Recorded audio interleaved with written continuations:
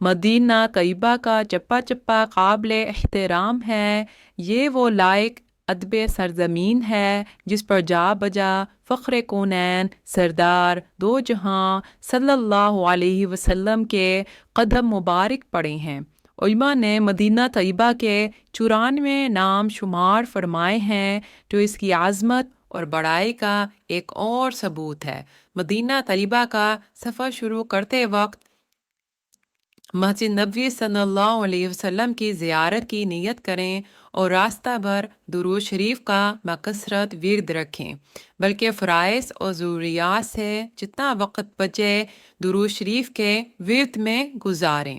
عاشقوں کا سا ولولہ اور جذبہ شوق طاری کریں، اپنی حرکات و سکنات کو اظہار محبت و عظمت کا نشان بنائیں۔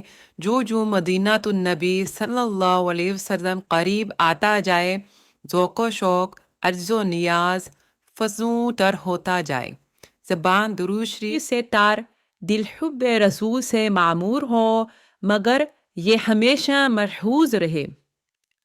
حدود مدینہ طیبہ میں داخل ہونے لگیں تو بعد درود شریف یہ دعا پڑھیں: اللہم ھذا حرم نبیک فاجعلہ لی وقایۃ من النار وامانا من العذاب وسوء الحساب۔